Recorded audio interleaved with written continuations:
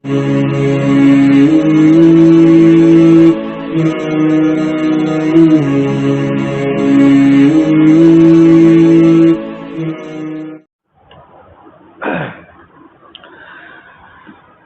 للہ وحدہ والصلاة والسلام علی من لا نبی بعدہ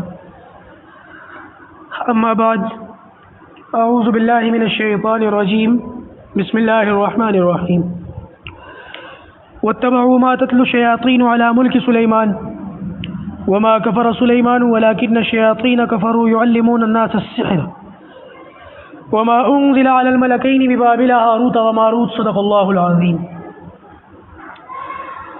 آیت تو بہت لمبی ہے لیکن میں نے ایک چھوٹا سا مختصر سا ٹکڑا آپ کے سامنے تلاوت کیا ہے۔ چونکہ اس آیت کے اندر کئی پہلوؤں کا ذکر ہے تو میں ایک ایک کر کے آپ کے سامنے سب کی وضاحت کر رہا ہوں۔ اللہ پاک مجھ کو صحیح کہنے کی اور ہم سب لوگوں کو قرآن مجید کے ہر احکام پر عمل کرنے کی توفیق عطا فرمائے۔ پچھلی نشست میں آپ لوگوں کے سامنے یہ بات آئی تھی کہ ہاروت اور ماروت اللہ تعالیٰ کے دو فرشتے ہیں۔ اللہ تعالیٰ کے حکم سے بابل شہر میں، وقت تو پتہ نہیں کہ کون سا وقت ہے، زمانہ کون سا ہے، تاریخ میں اس بات کی حفاظت کے کوئی آثار نہیں ملتے، لیکن یہ وہ دور ہے کہ جب لوگ جادو اور سحر کو بہت اچھی چیز سمجھتے تھے، بڑی نیکی کا کام سمجھتے تھے، اور جادو اور سحر سیکھتے تھے اور ایک دوسرے میں کمپٹیشن کرتے تھے۔ جادو دراصل شیطانی کام ہے، کفریہ کام ہے، اللہ تعالیٰ کی ناراضگی کا سبب ہے، اس لیے یہ ناجائز ہے اور حرام ہے۔ یہ لوگ، اس قوم کے لوگ جادو کو اتنا زیادہ پاکیزہ اور مقدس سمجھنے لگے تھے کہ ان کے نزدیک جادو نبیوں کی تعلیمات تھی۔ یہ بھول ہی گئے تھے کہ نبیوں نے کیا تعلیمات دی تھی اور جادو کیا چیز ہے، تو لہذا نبیوں کے معجزوں میں، نبیوں کی تعلیم میں اور جادو میں ان کے درمیان کوئی فرق نہیں تھا۔ لہٰذا اس فرق کو واضح کرنے کے لیے اللہ تبارک و تعالیٰ نے دو فرشتوں کو بھیجا۔ میں کل بتا چکا ہوں اس بات کو کہ اللہ تعالیٰ نے فرشتوں کے بجائے نبیوں سے یہ کام کیوں نہیں لیا، میں بتا چکا ہوں۔ اللہ تعالیٰ کسی نبی کو بھیجتا یا کئی نبیوں کو بھیجتا، اللہ تعالیٰ نے نبیوں کے بجائے یہ کام فرشتوں سے لینا مناسب سمجھا۔ اب جب فرشتے یہ کام کرتے تھے تو ظاہر سی بات ہے ہر طرح کے لوگ آتے تھے، اور نبی کیونکہ یہ کام تھا، یہ جو جزئیات تھیں، اس کی جزئیات کو بیان کرنا، اس کی تفصیلات کو بیان کرنا، کیونکہ بعض مرتبہ کفر وغیرہ کے الفاظ کو بھی بولنا پڑ جاتا ہے، اور نبیوں کی شایان شان یہ نہیں ہے کہ وہ جادو کے کلمات یا کفریہ کلمات اپنی زبان سے ادا کریں۔ حالانکہ کفریہ کلمات بتانے سمجھانے کے لیے انسان کافر نہیں ہو جاتا، نقل کفر نباشت مثال مشہور ہے۔ تو فرشتوں کے پاس یہ لوگ آتے تھے اور فرشتے ان سے کہتے تھے کہ دیکھو جادو نہ سیکھا کرو، یہ بری چیز ہے۔ تو یہ لوگ یوں کہتے تھے اچھا ایک کام کریں، وہ کون کون سے تنتر منتر ہیں، وہ کون سے جملے ہیں، وہ کون سے الفاظ ہیں جو جادو کی کیٹیگری میں آتے ہیں، اور وہ کون سے الفاظ ہیں، وہ کون سے جملے ہیں جو جادو کی کیٹیگری میں نہیں آتے، آپ ہمیں کھول کھول کے سمجھا دیجئے، بول بول کے سکھا دیجئے، ہمیں پتہ ہوگا کہ یہ جادو ہے اور یہ جادو نہیں ہے۔ اگر ہمیں پتہ ہوگا تو ہمارے لیے بچنا آسان ہوگا، اور اگر ہمیں پتہ نہیں ہوگا تو ظاہر سی بات ہے ہم غلطی میں بھی مبتلا ہو سکتے ہیں یا جانے انجانے میں زبان سے بھی ادا کر سکتے ہیں۔ لہٰذا ہمیں معلوم ہونا چاہیے کہ کون سی چیز غلط ہے اور کون سی چیز صحیح ہے۔ ہمیں معلوم ہوگا، صحیح غلط کا علم ہوگا، بچنا ہمارے لیے آسان ہوگا۔ تو فرشتے یہ بات پہلے ہی کہہ دیا کرتے تھے، حتیٰ یقولا انما نحن فتنۃ فلا تکفر، دیکھو ہم تو اللہ تعالیٰ کی طرف سے آئے ہیں لوگوں کی آزمائش کے لیے، کفر مت کرنا، ہم تمہیں سکھا رہے ہیں تمہاری یہ بات کہنے کی وجہ سے۔ یہ سکھانا مقصد ہرگز یہ نہیں تھا کہ جادو سیکھو اور جادو کے کلمات سیکھو اور تنتر منتر سیکھو اور اس کا مس یوز شروع کر دو، یہ مقصد نہیں ہے۔ مقصد صرف یہ ہے کہ تمہیں پتہ ہونا چاہیے یہ جادو کے الفاظ ہیں، یہ کفریہ کلمات ہیں، ان کو نہیں کرنا، ان سے بچنا ہے۔ تو لہٰذا وہ جادو اور اس کے جزئیات اور اس کی تفصیلات فرشتے کھول کھول کر کے بتاتے تھے۔ یہ کم ظرف لوگ بجائے اس کے کہ ان چیزوں سے بچتے، ان چیزوں کا غلط استعمال شروع کر دیا۔ فَيَتَعَلَّمُونَ مِنْهُمَ مَا يُفَرِّقُونَ بِهِ بَيْنَ الْمَرْءِ وَزَوْجِهِ، فرشتوں سے یہ کلمات سیکھ کر، جادو کی جزئیات اور تفصیلات سیکھ کر اتنے ماہر ہو گئے کہ اگر کسی معاشرے کے اندر، کسی علاقے کے اندر کوئی عورت پسند آ گئی اور وہ کسی کی بیوی ہے تو اس میاں بیوی میں جادو کے زور سے جدائی ڈلوا کر اپنا کام نکال لیا کرتے تھے، ان کی اگر نیت خراب ہوتی تھی۔ حالانکہ اللہ تعالیٰ نے آگے فرمایا ہے وَمَا هُمْ بِضَارِّينَ بِهِ مِنْ أَحَدٍ إِلَّا بِإِذْنِ اللَّهِ، اللہ کی اجازت کے بغیر کسی کا نقصان نہیں کر سکتے، جب تک اللہ کا حکم نہ ہو کوئی چیز کام نہیں کرے گی۔ تو جب اللہ کا حکم نہیں ہے تو جادو کام کیسے کر گیا؟ دراصل یہ بھی اللہ ہی کی ایک آزمائش تھی. اگر جادو یہ کرے اور اللہ کا حکم نہ ہو جائے تو جادو کی حقیقت کھل جائے گی کہ جادو سے تو کچھ نہیں ہوتا. تو لہٰذا وقتی طور پر جادو بھی کام کر جاتا ہے. جیسے کہ میں نے بھی 3-4 دن پہلے کہا تھا نا کہ اگر ہمارا عقیدہ کسی چیز کے اوپر خراب ہو تو شیطان کیا کرتا ہے، جیسے مان لیجیے مثال کے طور پر بچہ رو رہا ہے، چھوٹا بچہ، دودھ پینے والا بچہ رو رہا ہے. ہوتا ہے نا کئی مرتبہ بچے دودھ نہیں پیتے اور لوگوں کا یہ عقیدہ بنا ہوا ہو کہ اس کی نظر ایسے اتاریں گے لال مرچوں سے. وہ ایک ٹرینڈ چلتا ہے، کوئی کسی چیز سے نظر اتار رہا ہے، کوئی کسی چیز سے نظر اتار رہا ہے. تو لوگوں کا یہ مزاج بنا ہوا ہے کہ لال مرچیں جمع کر لو اور اس سے بچے کے پورے جسم پر پھیر دو اور اس سے نظر اتار دو تو بچہ ٹھیک ہو جائے گا. تو شیطان کیا کرتا ہے، بچے کو پکڑ لیتا ہے. بچہ دودھ نہیں پی رہا. اب ایک انسان کا یہ مزاج بنا ہوا ہے کہ لال مرچ سے نظر اتاریں گے تو نظر اتر جائے گی. وہ لال مرچ سے نظر اتارتا ہے تو شیطان کیا کرتا ہے، اس بچے کو وقتی طور پر چھوڑ دیتا ہے اور وہ بچہ واپس نارمل ہو جاتا ہے، دودھ پینے لگ جاتا ہے.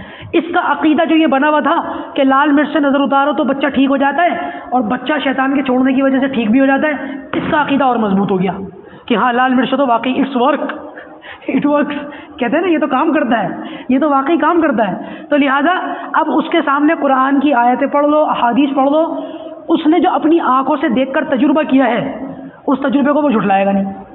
اس کی یہ باتیں سمجھ میں نہیں آئیں گی، اس کے دل پر مہر لگ گئی کہ ہاں اس طریقے سے ایسے بہت سارے ٹونے ٹوٹ کے چل رہے ہیں. میں نے لال مرچوں کی ایک مثال دی ہے، پتہ نہیں دنیا میں کیا کیا خرافاتیں اور بدعتیں اور پتہ نہیں کون کون سی رسم و رواج چل رہی ہیں اور لوگ ان کو حقیقت سمجھتے ہیں، دین سمجھ کے ان کو جو ہے کر رہے ہوتے ہیں. بہرحال ضرورت اس بات کی ہے کہ اس حقیقت کو سمجھیں.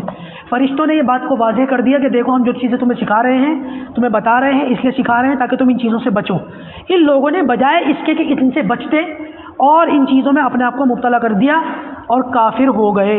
یہ بات میں واضح کر چکا ہوں کہ جادو کرنے والا کافر ہے. ایک جملہ سمجھ لیجیے بہت اچھی طریقے سے، جادو برحق ہے، کرنے والا کافر ہے. ٹھیک ہے، جادو برحق ہے، کرنے والا ایمان سے خارج ہو جاتا ہے. اسی لیے کسی بھی شخص کے لیے اس بات کی اجازت نہیں ہے کہ وہ جادو کے زور پر اللہ نہ کرے اپنا کوئی کام بنانے کی سوچے یا خدا نخواستہ کسی اور کا کوئی کام بگاڑنے کی سوچے. جیسے کہ اللہ تعالیٰ نے فرما دیا وما هم بضارین به من احد الا باذن اللہ. اللہ کی اجازت کے بغیر کوئی کسی کا کچھ نہیں بگاڑ سکتا. یہ جادو تنتر منتر ٹونا ٹوٹکا وقتی طور پر کام کرتا ہے.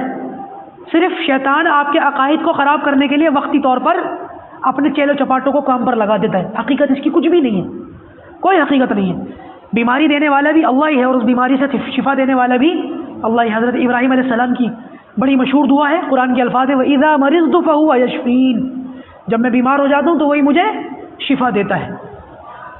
وزیر آباد میں ایک شخص مجھ کو ملے، میں کئی بار یہ بات بتا چکا ہوں، اللہ حفاظت فرمائے. ایسے ہمارے ایمان خراب ہوتے، بس کاروبار نہیں چل رہا. اب کاروباری حالات ویسے بھی خراب ہیں.